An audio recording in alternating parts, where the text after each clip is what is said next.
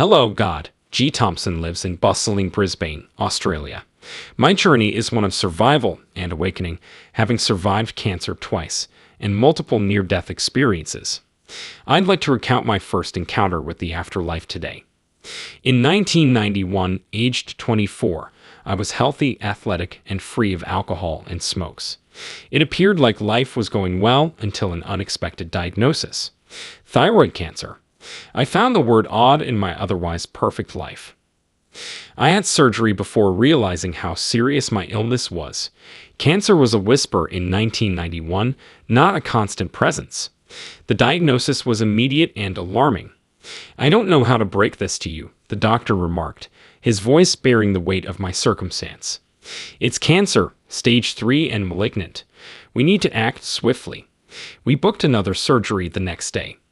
After surgery, I became critically ill. Due to blood loss, I was unconscious and confined to an intensive care unit for a week. It was during this time that I had my first near-death experience, which changed my worldview. On my second day in critical care, I experienced heightened consciousness while lying still. My consciousness remained focused on the talks around me despite my physical inactivity. With almost miraculous clarity, I felt my family, my mother, father, uncle, and possibly my sister, present.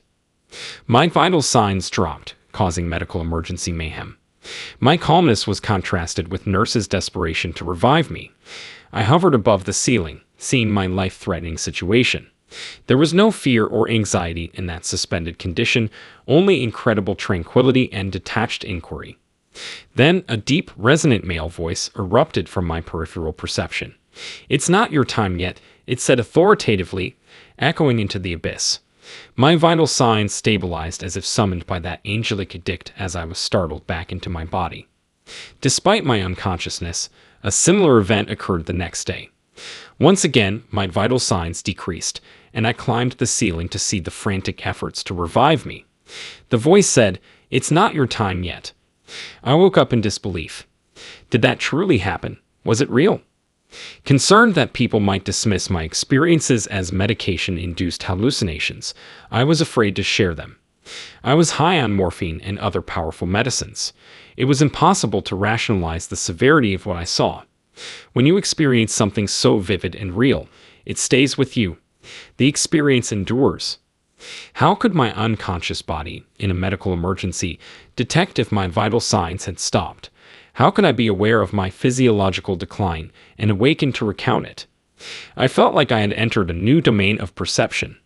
I suddenly became aware of the mysterious concept of a near-death experience and the subtle, invisible currents around me, voices and presences that communicate with us in ways we may not understand. I became a seeker after this discovery. The bigger riddles of existence and the truth behind my experiences intrigued me. Why did I encounter this amazing phenomenon? How did it happen? More urgently, how can I recover and go forward? I recognized that my mind alone was insufficient. I might rely on a whole spectrum of unseen helpers to recuperate. I kept trying to recognize that mysterious voice. The event happened in 1991 when I was 24, but I didn't know the answer for years.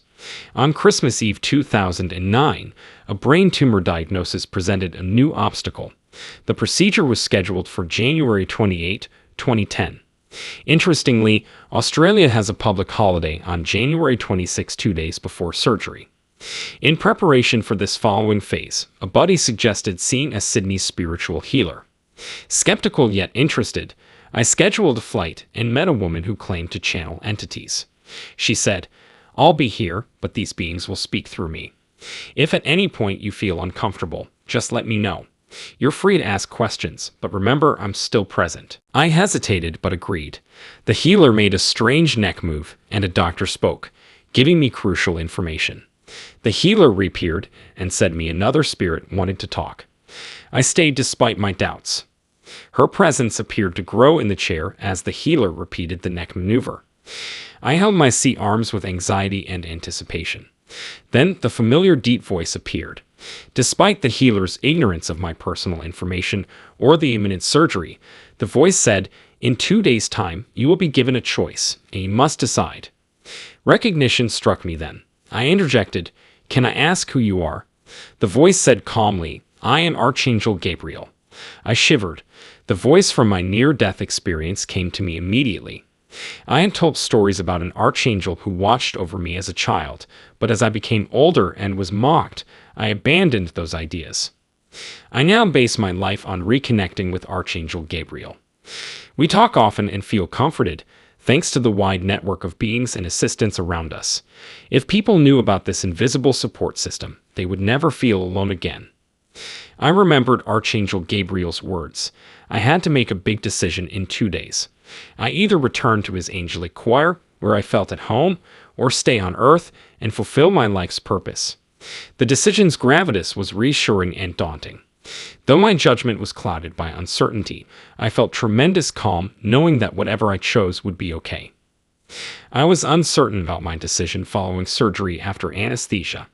I felt serene knowing that my soul had made this choice while my body was vulnerable. Many spirits communicated with me throughout my spiritual healer appointment. First, an Asian doctor, Reiki's originator, gave important guidance.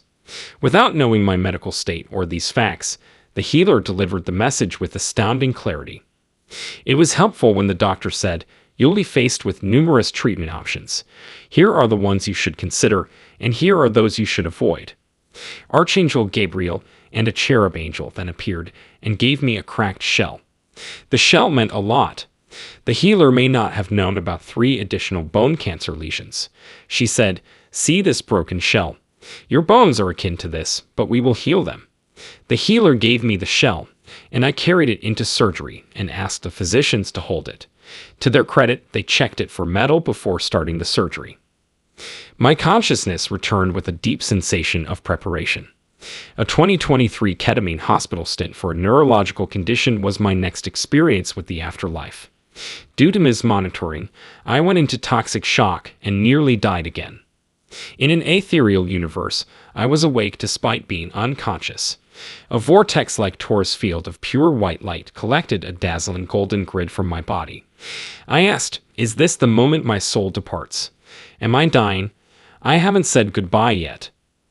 My consciousness expanded outside the hospital room, allowing me to say goodbye to my father in the yard, my mother in the kitchen, and my siblings and children. After saying goodbye, I said, "Okay, I'm ready now." At that point, my fate seemed to change. My body said, "No, this is not your decision. It is mine." I was forced back into my body. Similar events occurred the following night. I lost consciousness again, the soul grid appeared, and the torus field hovered, but did not claim me. It lingered in the room, and I returned to my body. While I briefly transcended the 3D plane, I remained in an expanded state of awareness, watching the white light and torus field hover, ready to gather my soul, but not doing so. Instead of going to heaven or seeing other quantum fields, I was in that intriguing in-between state where the soul teeters between the physical and non-physical realms. I was most impressed by the lack of fear or terror. I exclaimed, "Wait, I haven't said goodbye yet." Not out of fear, but out of a practical need my soul seemed determined to meet, and astonishingly, I was allowed to do so. A fresh, distinct voice, one I had never heard before, was extremely stunning. I realized that our bodies are containers, sanctuaries for our souls and life energy on Earth. If we understood and honored this, we would care for our bodies more. My body told me it had been pushed, abused, and tired without respect. This realization was unavoidable, and I returned determined to honor my body. This body houses the soul's vitality, allowing us to enjoy every moment. Neglecting our bodies disrespects God, who gives us life. Our bodies are holy dwellings, not merely shells of flesh and bones.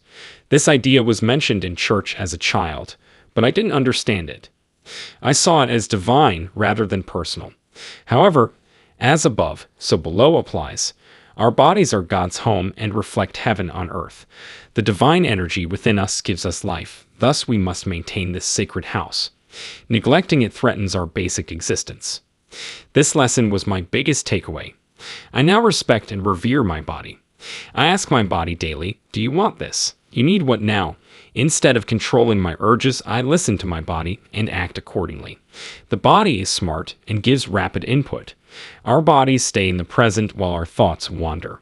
You can understand the present by listening to your body. It gives instant feedback. If anything feels wrong, it is. Though it can't speak, the body communicates crucial information through sensations and feelings. We struggle to understand its language, which differs from ours, as it sends messages regularly. Paying attention to these body feelings can reveal insights. I am deeply saddened by world wars. I think every event, including the sad ones, has a spiritual presence. These events are happening to force humanity to face them and stop ignoring them. We must address these conflicts. We must become more conscious and choose our future together. Bringing darkness into the light helps us see and face it. We must first build personal peace for world peace. Instead of criticizing others' hardships, harmonize within yourself and spread peace and love. After a near-death experience, you cannot return. I have transformed my essence and deepened my connection to my soul and life force energy. No longer Josie Thompson and the work she does. I see myself as soul energy manifested in my body. I meditate daily to connect with the spirit world and find guidance. These messages often illuminate my life, world, and questions. My journal entry from this morning resonates. Every morning, remind yourself of the love, power, and importance that resides within you, and prioritize your health. The body is not the ultimate authority. It serves as a receiver of frequencies from both your external and internal environments. These frequencies emanate from your mind and the beliefs you hold. By altering the frequency of your thoughts, you can shift the energy of everything around you. Consistency in this practice is crucial. It's powerful to realize that our thoughts shape reality. Whether we say them or not, our ideas affect our bodies. Our bodies absorb this energy and react to every idea. Therefore, we must be selective about our thoughts because they affect our health. I detect major consciousness alterations. As we adapt to these shifts, our collective psyche is awakened, causing havoc. This developing consciousness is causing momentary discomfort in systems that have supported, governed, or restrained us. However, I believe these hurdles will lead to tremendous improvement. We must grow, evolve, and raise our consciousness to find our power.